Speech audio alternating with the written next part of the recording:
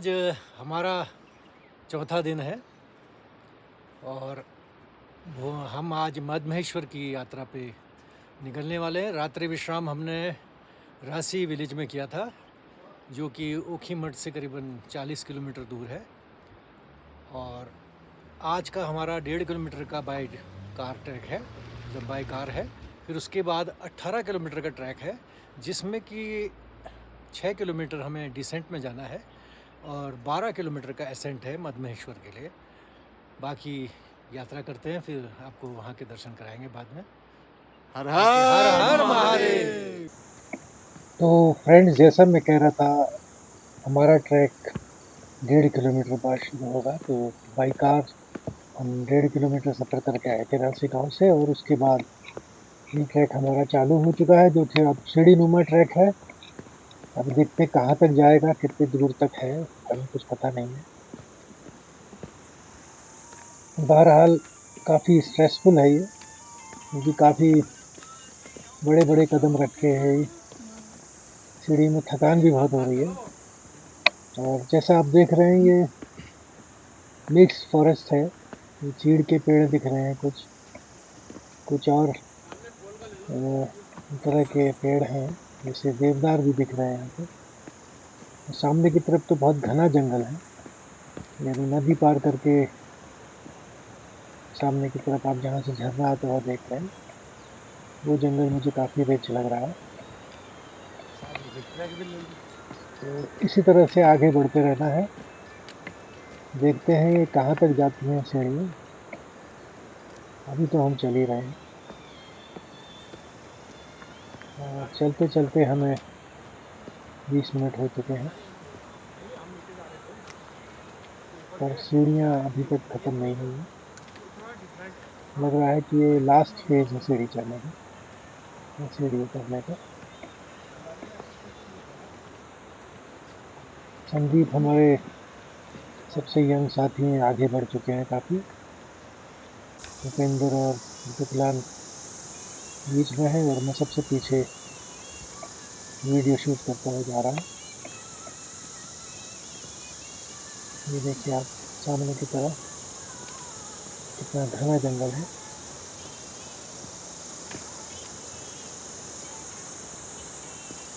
और वैसे भी ये इलाका डीएफओ गोपेश्वर के अंतर्गत आता है।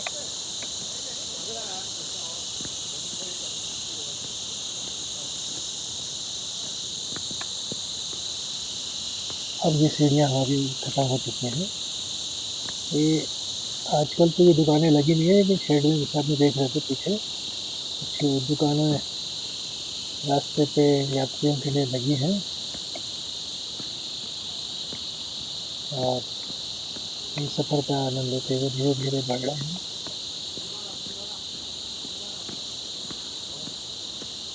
अभी 7:05 हो रहे हैं,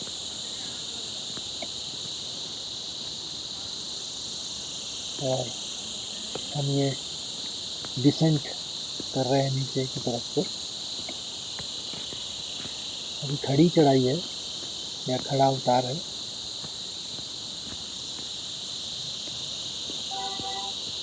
देखिए। रास्ते में बोर्ड जरूर लगे, पर ये इसमें स्पष्ट नज़र नहीं आ रहा, तो पता नहीं चल पा रहा कि कितनी दूर और है। 3 जगह ऐसा हो चुका है। हो सकता है बरसात में काई लगी हो, इस वजह से ये नज़र नहीं आ रहा है। क्योंकि हम तो ये आज 1 अक्टूबर की है।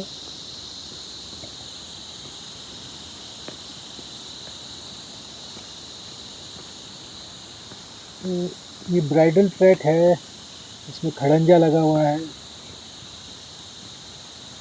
तो थोड़ा सा चलने में दिक्कत आती है इन पत्थरों के ऊपर। ऐसे बाकी कोई दिक्कत नहीं है, धीरे धीरे उतर ही रहे हैं।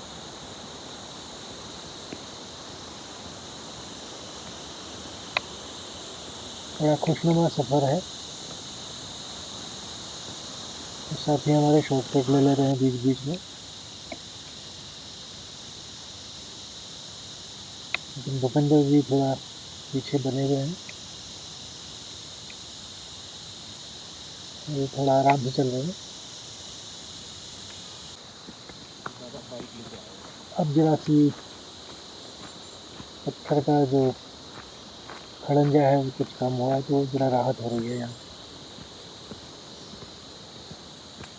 ये एक पुलिया की तरफ बढ़ रहे हैं, ये कोई गधेरा रहा होगा जो कि बरसात में काफी चल रहा होगा, जिससे इसे यहाँ पर ये पुलिया बनाई गई है।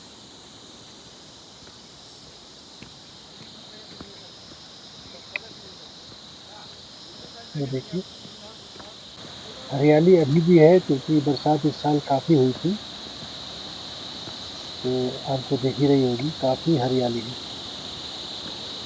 हालांकि बरसात नहीं हो रही आजकल अभी, मौसम सूखा है।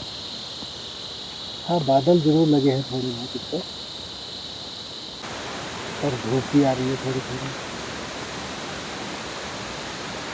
अब हमें इस ट्रैक का ये पहला झरना अभी मिलने वाला है, जो दूर से दिख रहा है। गोवर्धन जी इशारा कर रहे हैं, ये पहला झरना हमें अभी मिला है। तो ये देखिए, ये पत्थरों के सबसे बचा रहा है इसे, बहुत ही खूबसूरत। इस बोर्ड में थोड़ा बहुत पड़ा जा रहा है कि 12.550 मध्यस्थल की दूरी है, तो दिखा रहा है। और ये देखिए कितना नीला हरा पानी है, जो आपको दिख रहा होगा। हाँ, मन तो कर रहा है कि बस कहीं कपड़े बात के स्नान किया जाए, पर हमें बहुत दूर जाना है, कोशिश नहीं कर सकते। अच्छा खासा ब्रिज है ये, 15-20 मिनट क्रॉस करके आगे धीरे बढ़ेंगे। धीरे हम गोंदार विलेज की ओर बढ़ते हुए, थोड़ा सा हल्का असेंट लगेगा, फिर डिसेंट आएगा। अभी भी हमें लगता है अभी और डाउन उतरना है, जैसा ये दिख रहा है ढाल।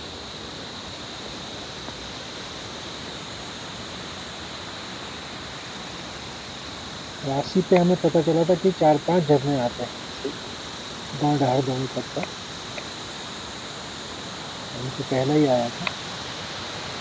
ये देखिए ऊपर धूप आ चुकी है पहाड़ों में, और आपको दिख रही होगी रोशनी ऊपर। और ये नीचे नदी जो है मधुगंगा नाम से बह रही है, इसी के किनारे किनारे हमें सफर करना है इसी पहाड़ पे। गोंधार जो गाँव है वो आएगा।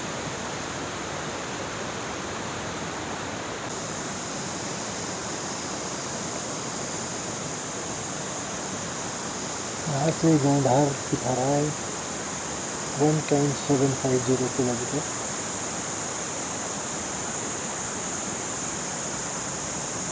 थोड़ी सी चढ़ाई आ रही है अभी, इसको चढ़ने के बाद लग जाए फिर डाउन करना।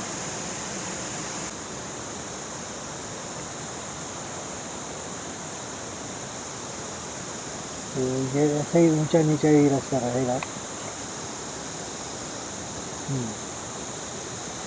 अभी नहीं, फिर ऊंचे में जाना है, देखिए दिख रहा होगा आपको। हालांकि ज़्यादा चढ़ाई नहीं है, लेकिन चलते तो जाना ही है। लेकिन सफ़र में बहुत आनंद आ रहा है, अच्छा ट्रैक है ये।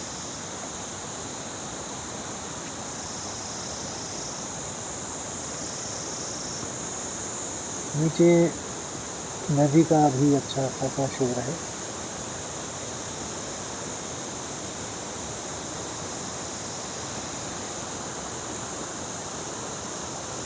गांव ढार तक का रोड भी पीछे की तरफ से बन रही है आजकल। तो आने वाले समय में मुझे लगता है राशि न रुक के यात्री जो है गांव ढार में रुके, तो उनका ये 6 किलोमीटर का ट्रैक और करना चाहते हैं। यहाँ पर भी रोड स्पष्ट नहीं है, पता नहीं चल रहा कितनी दूरी और है। जब हम चढ़ाई चढ़ के अब डाउन में आ गए हैं और ये आप जैसे देख रहे हैं बिजली की लाइन दिख रही है, तो इसका मतलब सामने वो दोधार दिख रहा है, बिजली है ये गाँव में। और वो देखिए सामने जहाँ बादल दिख रहे हैं, पीछे की तरफ हिमालय है नीलगिरी।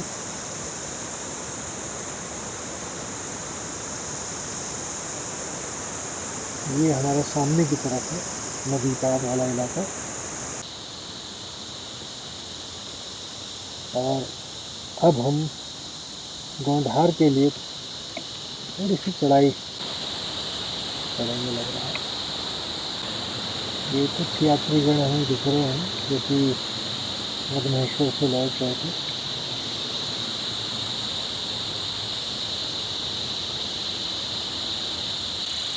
हो सकता है इन्होंने गौंधार में रात को विश्राम किया हो। ये देखिए सर, दूसरा पुल आ चुका है, ये बड़ा पुल है।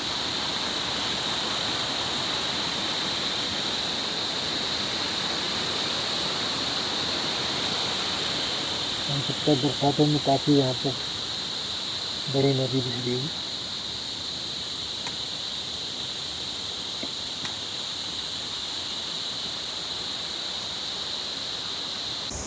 लगभग 1 किलोमीटर गौंधार और है अभी।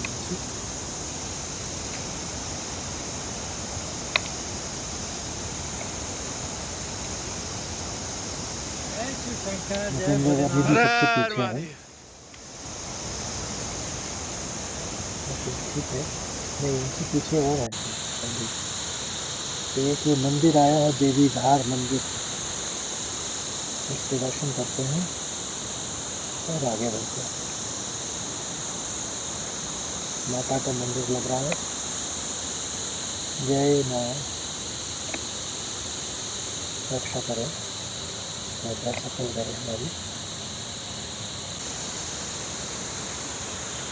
तो फ्रेंड्स फिर आगे बढ़ते हैं। फिर एक उतार चालू हो चुका है।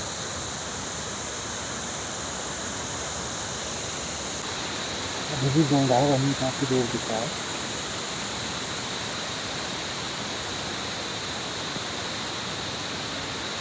तो एक डाउन और आए हैं और इसके साथ एक पुल और है, पीछे नदी और दिख रही है सामने।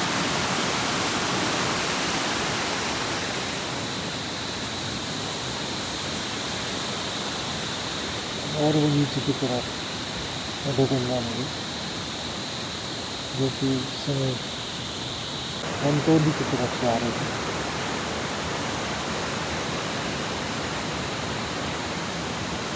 धनतोली और गौंधार की दूरी भी कोई ज़्यादा नहीं है, 1.25 से 1.5 किलोमीटर की दूरी पे ये दोनों गाँव आपस में लगते हैं। अब हम लगभग गौंधार के बॉर्डर पे पहुंचने वाले हैं।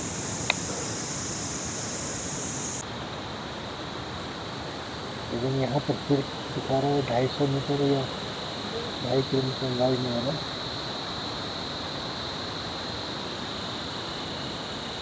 चल ही रहे हैं अभी तक।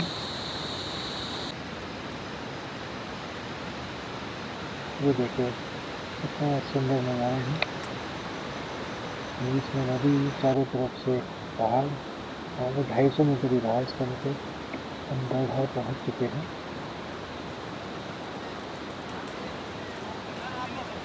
और यहाँ पर भी कई तरह के होम स्टेज आप देख रहे हैं बने हुए हैं। छोटी छोटी दुकानें भी हैं ताकि यात्रीगण अपना खाना खा के आगे बढ़ जाएं। तो जैसा इस किलोमीटर पर में दिख रहा है कि 10.25 किलोमीटर की दूरी है और मधुमेश्वर के लिए। हमें उन पहाड़ों में जाना जहाँ पर बादल दिख रहे हैं, वहाँ से शायद उसके पीछे की तरफ मधुमेश्वर का मंदिर है। ऐसा मेरा अनुमान है। तो अब ये गोंधार से हम बनतोली की तरफ से जा रहे हैं। पहले सोच रहे थे यहीं पर हम अपना नाश्ता जैसा कर लेंगे, खाना खा लेंगे। तो राय ये बनी कि नाश्ता नहीं करेंगे, खाना ही खाते हैं बनतोली में जाके। तो सफ़र हमारा जारी है। 8:30 के करीब हो चुका है। एक स्लाइड आया है यहाँ पे बनतोली से पहले। रास्ता शायद टूट गया होगा तो थोड़ा बहुत बना दिया गया है। तो इसी से होकर के हमको आगे बढ़ना है। चलने लायक हो रहा है, ऐसा नहीं है। ये अब हम बनतोली की बॉर्डर में पहुंच गए। नदी का शायद पुल रहा है इनके बीच में, वो टूट गया है तो इसको क्रॉस करना है। ये देखिए रास्ता नीचे की तरफ है, तो हमको नदी के बेड में ही जाना पड़ेगा। नजर आ रहा है एक छोटा सा लकड़ी का पुल बना हुआ दिख रहा है, तो शायद उसी को क्रॉस करना है हमें। जी हाँ, ये दिख रहा है लकड़ी का टेम्पोरी ब्रिज बना हुआ है। फ्रेंड्स, जैसे मैं बता रहा था आपको कि बनतोली में एक संगम है 2 नदियों का, एक मधुगंगा और दूसरा मोरकंडा नदी। मोरकंडा आ रही है चौखंबा की तरफ से बहते हुए, और मधुगंगा जो है वो मधमहेश्वर की तरफ से बह के आती है। और ये इसी जगह पर आके दोनों नदियों का संगम है।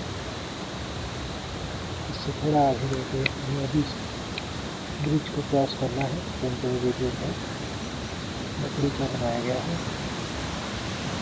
अभी भी कुछ ऐसे पीछे देख रहे हैं ब्रिज को। इससे आगे देखते हैं, ये है मोरखंडा नदी। मोरखंडा नदी पिछले करीब इससे आगे संगम है।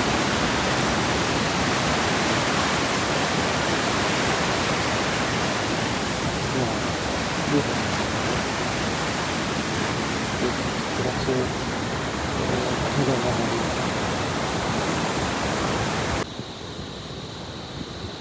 ये मैं ठीक कह रहा था, ये मधुगंगा नदी है।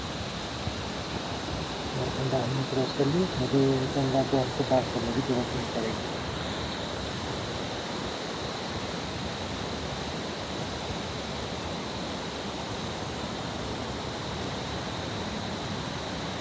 तो यहाँ पर भी मैं नज़ारों को कैद करने में मुश्किल हो गया। कुछ यात्री मुझे भी दिख रहे हैं नदी से होते हुए। हो सकता है ये बनतोली में रुके हैं। ये देखिए बड़ा सुंदर है। हरियाली देख रहे हैं आप, बिल्कुल बरसात वाली हरियाली है अभी भी।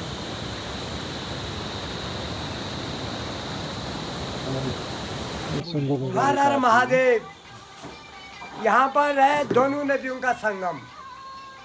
सुने, ध्यान पूर्वक से सुन लो। है यह है एक तो मधुगंगा, जहाँ आप लोग द्वितीय केदार मधमेश्वर भगवान के दर्शन के लिए जा रहे हैं। वो है एक नदी, वो है मधुगंगा। दूसरी नदी है कि मोरखंडा। जब आप बूढ़ा मधमेश्वर जाएंगे और चौखमा का दर्शन करेंगे तो एक गंगा वहाँ से आ रही है, मोरखंडा नदी है ना। यहाँ पर मिलके हो गए दोनों नदियों का संगम। मधुगंगा बनतोली संगम पे मधुगंगा हो गई दोनों मिलके। अब यहाँ से जो है ये बनतोली संगम से ये चढ़ाई शुरू हो गई है द्वितीय केदार मधमेश्वर के लिए, सब बनतोली से। तो मेरा लॉज का नाम है आशुतोष लॉज, मेरा नाम है शिव सिंह पवार। और रहने खाने की और उचित व्यवस्था है। जो लोग आते हैं अपने लिए अपनी व्यवस्था पर भी आते हैं, पर लेकिन रहने की व्यवस्था मेरी, खाने की व्यवस्था मेरी, पैसा तो लगता ही है, पर लेकिन लोगों को भी बताना पड़ता है कि यहाँ पर ये जगह है, यहाँ पर ये जगह है, कहाँ कहाँ रुकना है, किस जगह पे जाना है। अब यहाँ से जो है प्रथम चरण मिलेगा तुमको 2 किलोमीटर पर खटरा खाल, उसके बाद 2 किलोमीटर पर नानू चट्टी, नानू चट्टी के बाद मैखमा चट्टी 1.5 किलोमीटर, 1.5 किलोमीटर के बाद जो है पूरी चट्टी मिलेगा 1 किलोमीटर। उसके बाद सीधा मंदिर आएगा, भगवान मदमेश्वर का दर्शन होगा। 3 किलोमीटर पर कोई रहने खाने की व्यवस्था नहीं है। आप जब ऊपर पहुंचेंगे मदमेश्वर भगवान के प्रांगण में, तो वहाँ पर रहने खाने और भगवान का दर्शन हो जाएगा। सुबह निर्माण दर्शन होके और आप लोग बुढ़ा मदमेश्वर का दर्शन करके और लौटते समय 8 बजे से शुरू होता है, भगवान का भोग नित्य होता है और 12 बजे कपाट बंद हो जाते हैं। फिर लोग जो है आते जाते रहते हैं, तो जो जिन लोगों को आने जाने का प्रॉब्लम होगा, जाने का प्रॉब्लम होगा, तो वो लोग जो है हमारे गांव के और पुजारी लोग जो है भगवान के कपाट खुल के दर्शन करवा के आप लोग स्वयं लौटते अपना प्रस्थान गमन करके जहाँ जाना होगा वहाँ जाके, और भगवान की दुआ से और तुम्हारी दुआ से सब मनोकामना पूर्ण हो, भगवान की यात्रा सफल हो। बोलो मदमेश्वर महाराज की जय। बोले बम बोले हर हर महादेव। फ्रेंड्स, हम बनतोली जो है 9:45 के आसपास पहुंच गए थे। तो वहाँ पर खाना बनवा के शिव सिंह परिवार जी के होटल में, और वहाँ खाना खा के अब हम करीब 10:30 बजे बनतोली से चल चुके हैं। यहाँ से हम जाएंगे खड्डरा, जिसको जो लगभग 1.5 किलोमीटर की दूरी पे है, या 1.6 की दूरी पे है। और क्योंकि ये वीडियो लंबा हो जाएगा, तो हमारा सफ़र, इस वीडियो को मैं आपको वहीं पर दिखाऊंगा, और दूसरे पार्ट में इसको खड्डरा से आगे का सफ़र मदमहेश्वर तक का वो दिखाने की कोशिश करेगा। अब चढ़ाई काफ़ी लगने लगी है, इससे चढ़ ही रहे हैं अभी हम, तो कदम हमारे धीरे धीरे बढ़ रहे हैं। चढ़ाई चढ़ते चढ़ते हमें पूरा सफर करना है। सफ़र का आनंद लेते हुए 9.5 और किलोमीटर फोटोग्राफी करते हुए आगे बढ़ रहे हैं। हमारे ये हमारे भूपेंद्र भाई साथी तुर्की का जितेंद्र जी मजा लेते हुए फोटो खींचते अपने हुए कैमरे में कैप्चर करते हुए यहाँ की ट्रैफिक सीनरी को। कुछ गांव और बसे हुए हैं, तो हमने भी यहाँ से कुछ फोटो खींची हैं। और अब सफ़र को जारी रखते हुए धीरे धीरे बढ़ रहे हैं नदी की तरफ, और हमारी थोड़ी बहुत सांस भरने लगी है, क्योंकि अभी थोड़ी देर पहले हमने खाना खाया है और विश्राम करने के बजाय हम सीधे चढ़ने लगे हैं। लेकिन कोई नहीं, यात्रा में ऐसा लगा रहता है। बड़ा अच्छा ट्रैक है ये कुछ सीढ़ियाँ नुमा और कुछ रेलिंग भी लगी हैं प्रोटेक्शन के लिए। 8 बोर्ड किलोमीटर तो ये खाली लगे, पता ही नहीं चल रहा छुट्टी जो क्या है, जिससे हमारे जैसा एक कि मन को इस बोर्ड से इसको पढ़ के रहता है कि हाँ पता चल रहा है। थोड़ी दिनों में आ ही जाएगा, 2 दिन में आ ही जाएगा। 8.5 किलोमीटर का ट्रैक हमने कंप्लीट कर लिया है यहाँ पर। बहरहाल हमारा सफ़र कंटिन्यू है डिफरेंस लग रहा है जरूर, और हम टोटल निरंतर ट्रैक बढ़ जो ही है रहे हैं। 18.5 किलोमीटर का बताते हैं। और साथ साथ हम प्रकृति के नंबर्स का कोई ये आनंद इशू नहीं उठा रहे है। हैं, जिससे बादल लगे हुए हैं। आधे से कुछ ज़्यादा यात्री सफ़र मुझे हमारा लग रहा हो है चुका है। महाराष्ट्र से नीचे जो आ चुके हैं सुबह के दर्शन करके।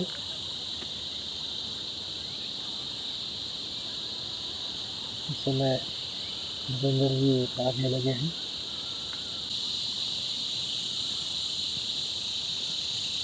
धीरे धीरे कदम बढ़ाते हुए